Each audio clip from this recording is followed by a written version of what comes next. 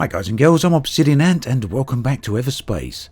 Now today we're trying something a little bit different, and you may have noticed straight away what we're going for. What I'm going for here by the cockpit. I'm in the Gunship, which is a complete change for me because I usually play the game in the Interceptor. Now the Gunship has a lot more power, although it doesn't have any shields, but it does have more power in terms of weapon output. As well as having quite powerful guns, it does have a turret as well. And we're going to try that out straight away over here. There seems to be some outlaws.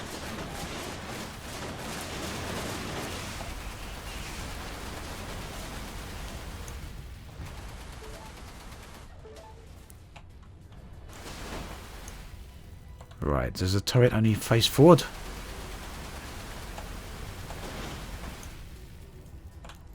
Like I say, the trouble with the Gunship, one of the things I don't like is it's a little bit slower than the other ships, and of course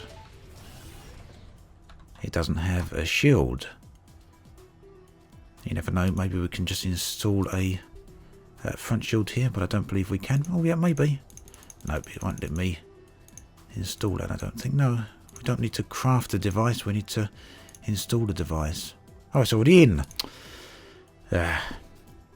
Just goes to show how much I'm actually used to that particular device. So we've got a shield now, but as to how effective it will be or how good I'll be at using it is anyone's guess, but we'll find out in due course. But for now we're going to have a look to see what we can find around this area, and just maybe we can upgrade some of our utilities or some of our weapons on this ship.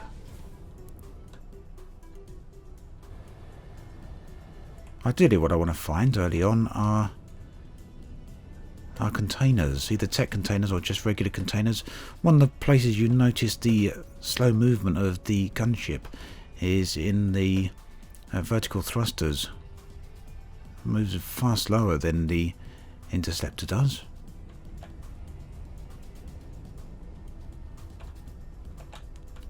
Right, there is some mineable crystal in there somewhere, but where is it? In here? Yeah, there we go.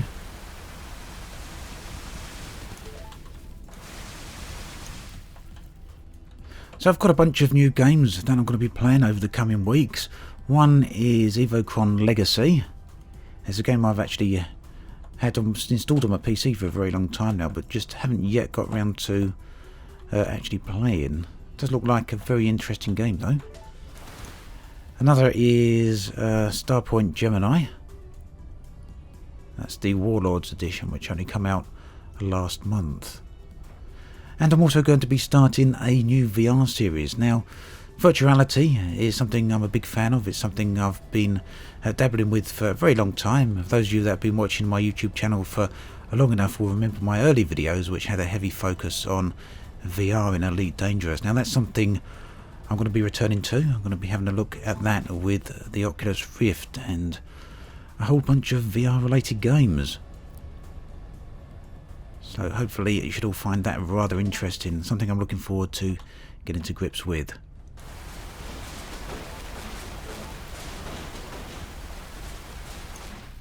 And of course Everspace is due for its full release next month. I believe that's coming out in June. I don't think it's May, I think it's June.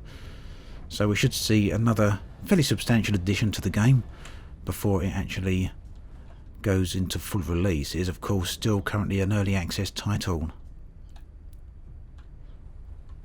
Hoping to see a lot more interest in the game. I think it's a game that deserves the interest. Excuse me. I think a lot of people would enjoy playing it, so yeah, let's see how that goes. Now we're still in Sector 1, obviously we only just started off. The question is, do I want to go through some of the difficult zones here, or the medium risk zones, or do we just want to try and keep it nice and simple? We're going to try and keep it nice and simple, at least for now. I want to get as far as I possibly can. Still haven't got to Sector 4 just yet. Do love this region. It's got two of my favourite things here. One of these lovely long rocks here, as well as the black background. The colourful nebulas, of course, are gorgeous. You see them everywhere, the reds and the greens and whatnot, but I do really enjoy the blacks and the blues of space. Right, I'm going to fire off a scanning probe here, just maybe there's something here. And of course the scanning probe has been traced. Wouldn't expect anything else. Firing off the Gatling turret here. You can see that there, the red laser, and it's taking them out fairly easily there. Now we've got some nanobots. We are going to need a good amount of nanobots, unfortunately. Let's get out to the external view here. Starting to get a little bit of motion sickness inside the cockpit. Even though, as I said many times before, the FOV is essentially the same. It's just, I tend to enjoy this view much more. So some tech containers over there, and load more containers as well. What's over there? A freighter wreck. Interesting. Now I made the mistake the other day of destroying what I thought was a non-aligned ship, and it turned out to be a GMB freighter, which marked me as hostile very early on in the game. Don't mind being hostile when I consciously make the choice, but I did make a little bit of a mistake there. Looks like plenty of stuff lying around here. Hopefully this is going to allow us to substantially upgrade the ship. Nanobots, of course, are what we're looking for. As many of them as absolute possible.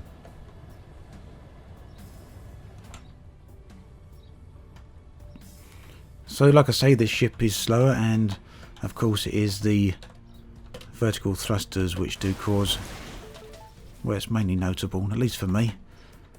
I did clip that just there.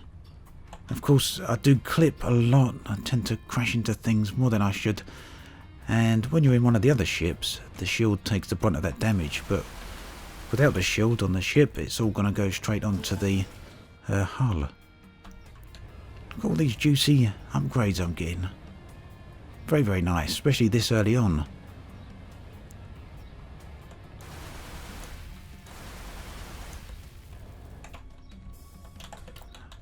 You'll notice I actually did fly past some of the weapons early on. I'm not paying enough attention, really. Right, we're going to change this flak cannon, and then we can salvage this one. Too busy paying attention to how this ship is actually flying and looking for all the other tech containers. Oh, here we go. We got some incoming. They're still not jumped in yet. Let's activate the Gatling gun.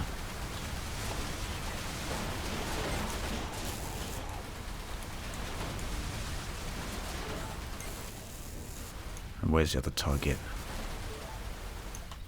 Yeah, we're done. Not too bad. Right, we're going to take this front shield generator because it's better than the one I've got. We should be able to see there the energy consumption is, well, it is higher, but the effect duration is actually longer, which is what we want. So salvage the original one. And what else have we got here? Pulse lasers. We don't want a pulse laser. Let's salvage that. Let's keep going. Plenty of stuff around here. Oh, look at that. Flak cannon, Gatling. This version of the Gatling deals high amounts of damage at the cost of ranged projectiles. We're not going to bother with that. We're going to salvage that as well. Okay, so we're heading over this way. Mineable crystal over there, and another tech container. I think we're going to do a bit of repairing here with the few nanobots that we got. Okay, hopefully we find some more nanobots in the meantime. Now, the Gatling turret, or the turret, used to be usable on all the other ships, I do believe. I know it was available on the Intercept. I'm not sure whether or not it was available on the Scout now, I come to think of it. But since one of the most recent updates, it's now only available or only usable with the gunship. So all about balance.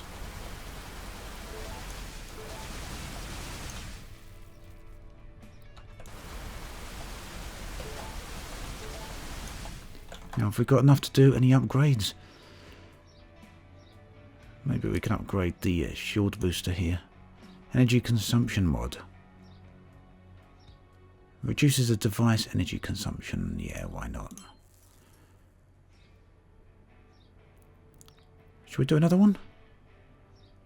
Let's have a look what we got on the other devices here. Energy consumption mod. Another energy consumption mod. Range mod. Shield damage mod. What do you think would be better? Shield damage mod or a range mod? Let's go for the... Oh, we can do both. Got a lot of nice upgrades here. Before I put any more points into there, let's see what we got here. Yeah, I don't mind another range mod there. We're probably going to need this for other stuff before much longer, but oh well. That's depending if whether I was using the fusion blast or the flak cannon. I don't actually know now. What have we got here? Fusion blaster, good. Flak cannon and scattergun. I do like the scattergun, but I'm not a fan of how it charges up, but it is very, very powerful. So we put... Can we do any more damage here on the... Oh, we got no damage mod. Shield damage mod. Nope. I will go for another range mod though. Anything else? Front shield generator, can we make that stronger?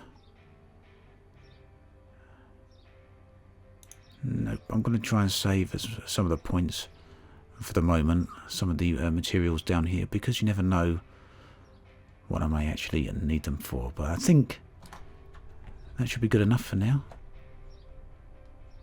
And you can see we've actually hopefully got a bit more energy available now. I've reduced the energy consumption of the shield. I'm going to reduce that a bit more actually.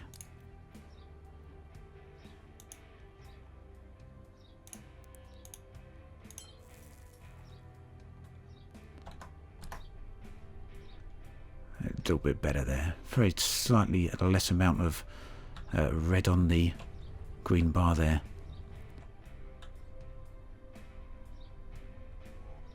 I think that's it. Looks like it's time to head on out already. Now the only downside is that with the interceptor I'd changed the ship, I'd upgraded it, put lots of perks on there, and obviously the gunship here hasn't got as many perks spent on it, so my fuel consumption now is much higher than it is on the interceptor currently. But nonetheless, like I say, a nice change of pace, but we're going to need to look for a little bit of fuel I think, in either this zone or certainly in the next zone, but I'd like to get it now if I possibly can. So when are we in range here with the range upgrades? Oh, what's that out there? Plenty of fuel. Must have been listening to me.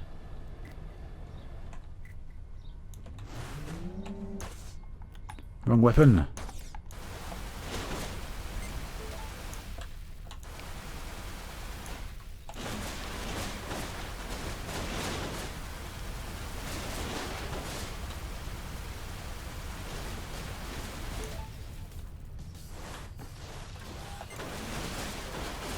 Pressed the turret at the wrong moment. I thought I'd already activated that. Never mind. So, plenty of fuel. That's exactly what we want. You can actually see some green on the ship there. I don't know if that's reflecting the fact that the turret is active, is it? Just maybe. Just maybe. I'll take a screenshot right there, I think.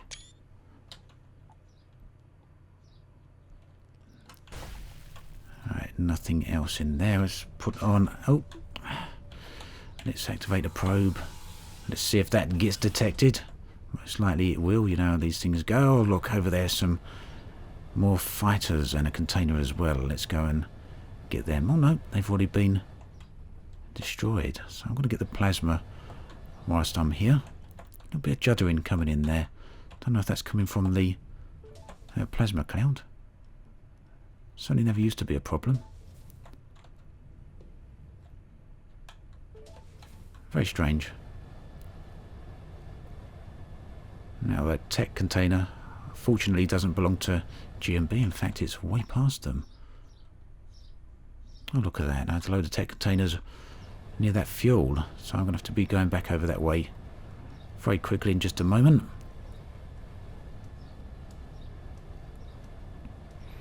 So certainly losing a lot of hull already. I think the trick with the gunship seems to be the speed at which I destroy the enemy vessels. The fact I'm taking a while to do that is not ideal. Right, what have we got over there? G&B container, and oh, right, those G&B ships have gone over to the big rocky area I was at a moment ago. Now I love flying with the afterburner, but of course that does use up all my energy. You can see the green bar depleting as I fly here, and if I do get there and end up with any enemies coming in, then I'm not going to be able to take them on, because all my weapons do use up energy. Okay, I think I've put a slight cut in here because try and sort out what's going on with the frame rates. This seems to be a bit of a problem since the most recent patch. You can see whilst I'm there it wasn't so good. Let's see if that's better.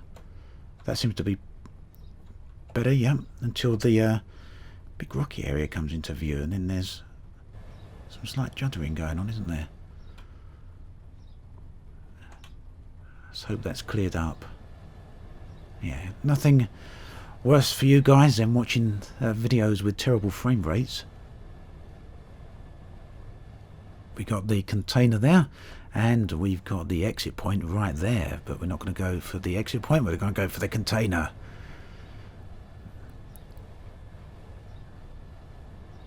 Nearly there. Very, very bright, isn't it? Up in front, that's what happened when you're directly facing the local star.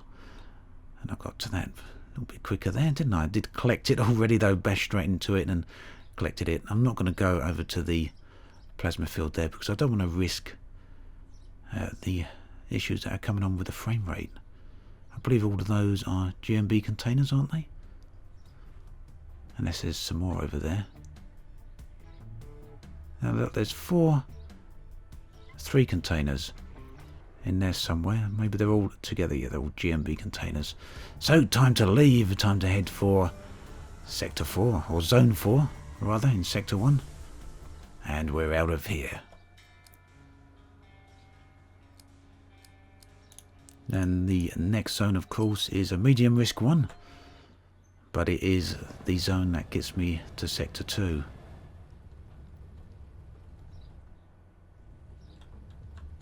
Again, some issues with the frame rates, but they seem to have hopefully cleared up.